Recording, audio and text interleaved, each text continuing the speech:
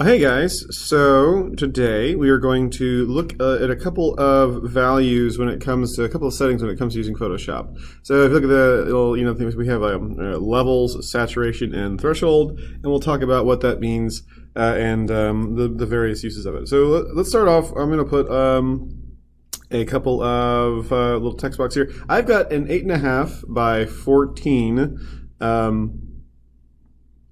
canvas here, so go ahead and start something like that, and I'm going to click at the top here and I'm going to say basic photo adjustments at the very top, something that doesn't look like gibberish, adjustments, and I'll just move this over to the side here.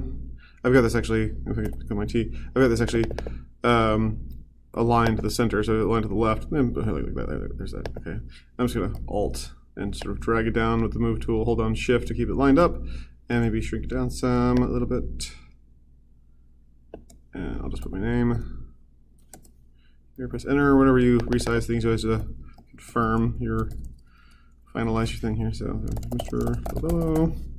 And what we'll do is, all right, we'll start we'll start off with levels. So what we'll do is this. Okay, so the way we use levels, levels essentially affects the exposure. The exposure, as like if we were to think about that in terms of camera, it's essentially how much light gets in.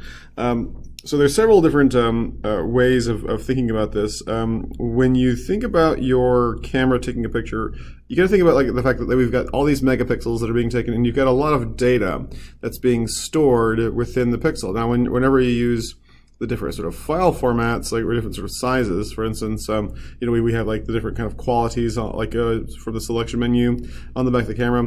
The different kind of quality will have different sort of levels of information, and then the different sort of ISOs will also have different sort of information.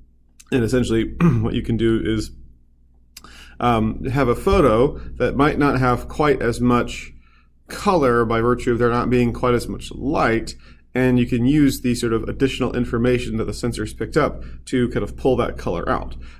For example, I'm going to find a photo right here. Now this photo right here. Now let's see if we can't find a photo that you've taken that you believe to be somewhat maybe a bit too dark. So we're going to pull this in here. So this right here, this is fine, I guess, in terms of its color. I'm going to resize it. Hold down Shift and resize it right here, and I'll just press Enter, and I'm just going to line it up here, and I'm going to hold down the Alt key and just drag it, hold down Shift while I do this, so it kind of goes across there. Cool. All right, great. So the precise, margin isn't necessarily that important, but I want to make sure that it's consistent across both the top and the bottom, the top of the side here. Okay, so we've got this right here. So I'm going to say I'm going to put a little text box here. I'm going to call this the original, and I'll shrink this down some just to kind of get a distinction between. Oops, Control Z. Yeah, okay. All right. So once again, I'll just type like this. Say 20-point font. Call this original, and I'll just center this. Zoom in some. You zoom in by holding on the Alt key and then scrolling up with the mouse wheel. And I'm using a sort of a touch screen, so I'm just sort of using my fingers to kind of touch this. And I'm going to say, in this case, levels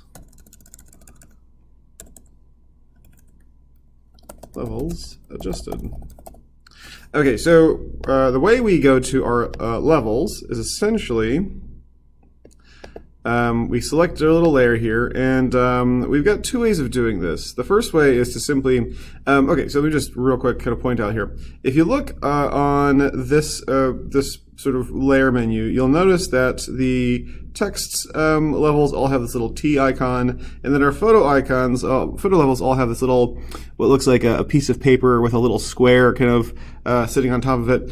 This indicates that this is what's called a smart object. Essentially, it maintains the resolution that it has inside its original file. So, for instance, if I were to once again take a look at the file info for this photo, just right click on this and look at file info. This photo right here is 6,000 pixels wide. So inside Photoshop, as long as this is still a smart object, I could, I could expand this to be 6,000 pixels wide, or at least if I go to my image size here, my image size is what looks like the image size 2,000 pixels, wide. I could make this, as wide as the entire image, and it would not lose any resolution. It wouldn't look blurry or pixelated.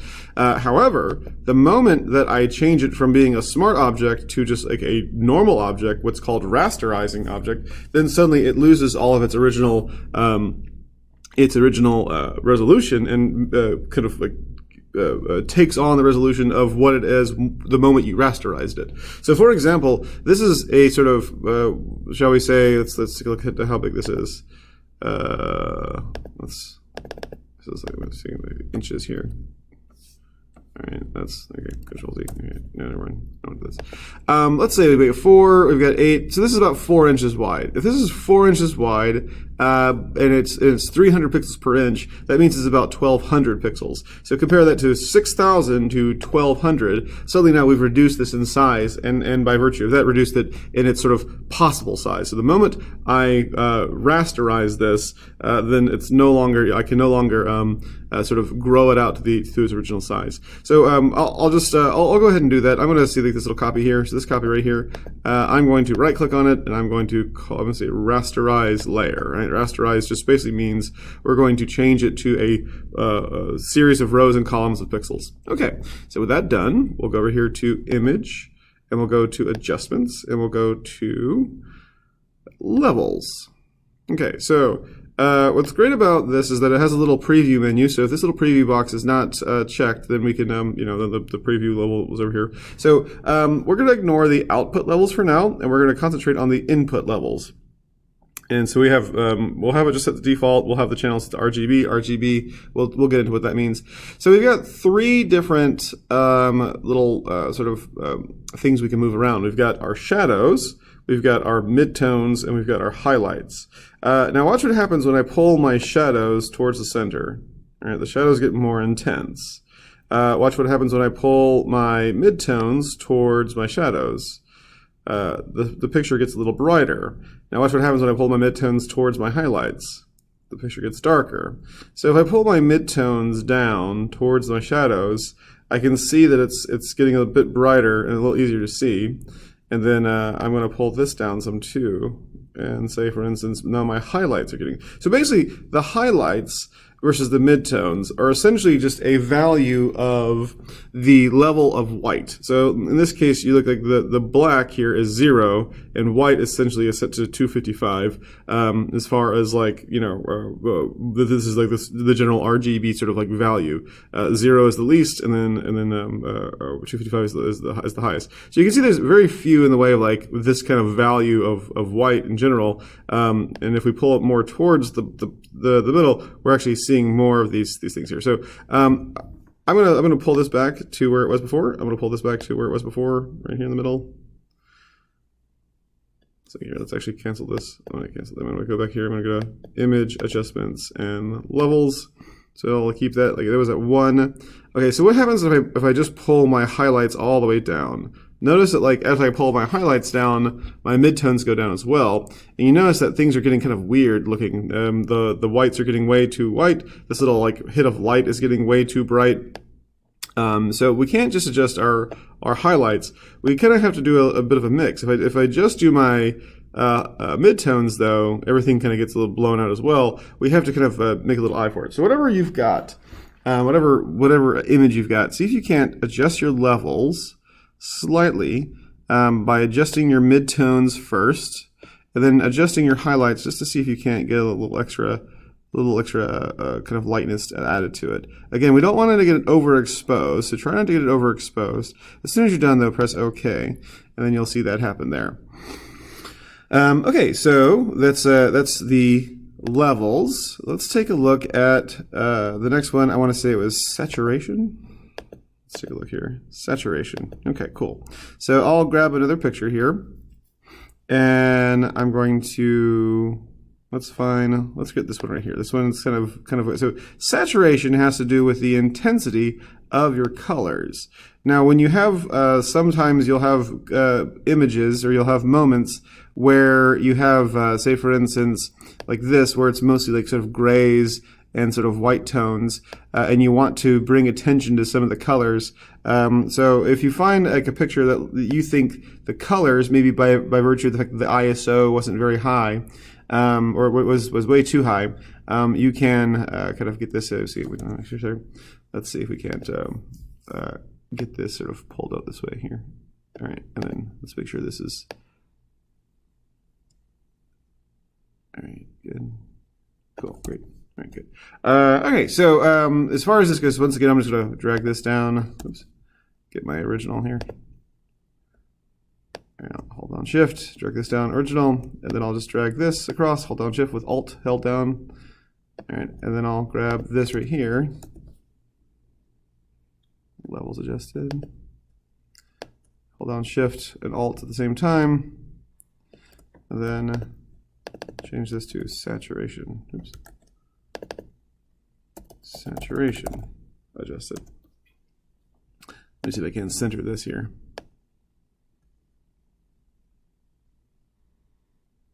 Okay, good. All right, so saturation. I'll get a little closer. I'm going to zoom in some. Now, the other way we can adjust this, I want to say if I kept this by itself, I could probably go back here to adjustments, and I'm going to hit my hue saturation here. And look at this little icon just appeared here. This is basically like a filter that you apply to a smart object. So essentially, this is what we call a non-destructive edit here. So this brings up this hue saturation, and essentially we have hue, saturation, and lightness. So we talked before about value being one of our elements of design. Hue essentially is just the tone of color. There's very few reasons to use this when it comes to using a picture, because essentially what it does is just sort of puts a little color wash on top of everything, which I find limited in use. Lightness essentially just either lays over like a layer of white on top of everything and basically just sort of makes it almost like a watermark, or puts a layer of black over everything.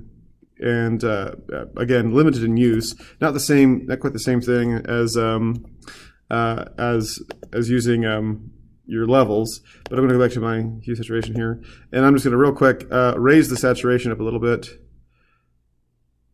And you can kind of see that, oops, okay, it's the preview is going slow here. I'll raise it up a little bit here, and I'll raise it up a little bit more. You can kind of see that, like, it almost looks as if, this is my dad. It almost looks as if he's like his blood pressure's going up, like his face is getting redder. Look at the seats on the train car; they're getting a little redder as well. Look at the lights; the lights are glowing a little more orange and stuff. And then as we go on, the saturation kind of gets a little bit out of control here. Oftentimes, like basic adjustments of your saturation, can very, very small adjustments. If I pull the saturation down, notice that the whole thing is going to get a little more dark. So I'm going to see if I can't pull my saturation up, say for instance, maybe 25 or so. And we'll just press OK, and we can kind of see where that comes in. I think this looks okay, but a little bit of adjustment with the saturation it makes it look kind of nice as well. So that's fine. All right, and then finally, we'll look at our threshold. Threshold, once again, limited in use. But let me just find a picture. I'm going to find a picture that has like a real a lot of high contrast to it. I think this one does, because we have a very sort of homogeneous kind of background. And this is my niece here. I'll drag her out. This is my older sister's child. Let me see if I can't. So you just find a picture that has like a real high contrast, maybe like a blurry background, something where like the background is very distinct from your subject.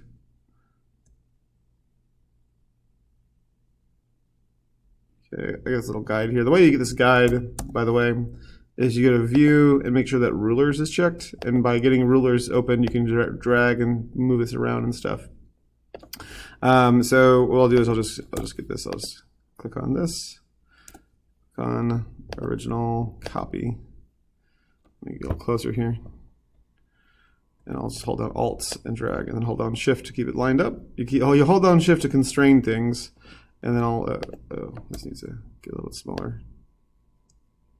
Okay, and This is, yeah, good. All right, so then we'll just take this and hold down Alt. Okay, now threshold is actually somewhat interesting because it's not really an adjustment more so as it is like an effect that can be used to overall just sort of change the way your picture just appears. So I'm gonna pull the threshold. I'm actually gonna say threshold applied. Threshold applied. So what we'll do once again with this, so you notice again, just to kind of recap what happened here. In this picture, we basically made the changes permanent. We can probably go back and we can kind of sort of approximate where the levels were before. But in this case, we made the changes not quite permanent because we have a little filter on there that just affects the smart object. I can take that off, and you can kind of see the reduced colors, and I can put it back on, and so on and so forth, right? So that's the difference there. So as far as the threshold goes, I think I'll do the same thing. I'm just going to keep it a smart object, and I'm going to go to Image, Adjustments, and then I'm going to find Threshold. Now you notice right off the bat something kind of weird happens. Well, it's because essentially all that threshold does is it changes every value to either black or white. So we kind of have this this kind of like almost like a two-tone effect here. Now, if I get a little further in, I can kind of see, like if I get further back, I get a little more detail on the eyes. But if I get further this way, I get a little more shape for the hands and stuff. I'll tell you what I'm going to do though. I'm going to cancel this for just a second. I'm going to go over here to Image, Adjustments. I'm going to find Brightness and Contrast, and I'm going to pull my contrast up really, really high. Watch it. So you notice there's a big difference now between shadowy areas and light areas. Right? That's what contrast is all about. And then I'm going to go over here to my image, and I'm going to go to my hue and saturation. That'll pull my saturation down some. All right. And I'm going to see if I can't adjust. I'm going to see if I can't pull my adjustments and my threshold. See if this changes anything. Here we go. That changes a little bit. I'm getting a little bit more detail without losing the details of the eyes here. All right, so we can kind of pull this up, right? Yeah, I'm not sure I really think this is the best photo for this, but maybe you found a photo that works better, and you can kind of like just apply that there. Okay, so let's just kind of recap what we learned here. What we'll do is, so we've got this basic photo. We've got our levels, which essentially just makes which sort of pulls in more light. You couldn't necessarily call it brighter, because it's not necessarily brighter. It's not as if like all the colors are more vibrant. All it does is just sort of like take the information the camera picked up and sort of bring up like almost as if like the exposure, almost like it changes the ISO or it changes the aperture to let in more light and brings in. And this of course has a very it has a limit to it. You can't take a photo that's too dark, that's difficult to see, and change it. And then oftentimes whenever you do this, in fact, what I'm going to do is this. I'm actually going to take this here. I'm going to grab this. Grab the thing that you adjusted with your levels, and just sort of like, let's see this number here. I'm going to hold down Shift and grab both of these. I'm going to hold down Alt and just drag these down to the bottom of the page here. If I go past the little scroll bar, it'll start to scroll down here. Oh, here we go. Okay, so with that, what I'll do is I'll say levels adjusted over here, and then I'm going to copy all this. First off, I'll put it this way. All right, I'll put this way. Get a bit bigger. Okay, I'll just grab this and sort of alt drag it this way. And then we'll say levels and contrast adjusted. And we'll apply our contrast to this as well. Center this. And we'll just go to image, adjustments, brightness and contrast. No, not contrast, saturation. I'll change it. So I'll change it in just a second here. We'll pull the saturation up slightly as well. Say 25. Okay. So you can kind of see, just Control Z, you can kind of see the difference here, just a little bit brighter in color. So, like I said,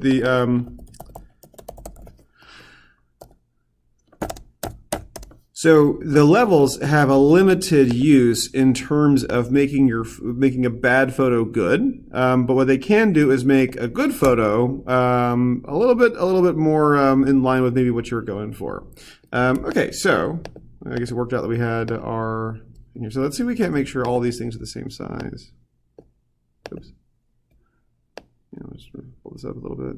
Make that the same size. Same thing here. Make this the same size. Okay. So basically, when you ever resize it, it wants to like reduce the processing power that it needs. So it'll. Right. Okay. So let's just kind of recap once again. Levels simply affects the exposure.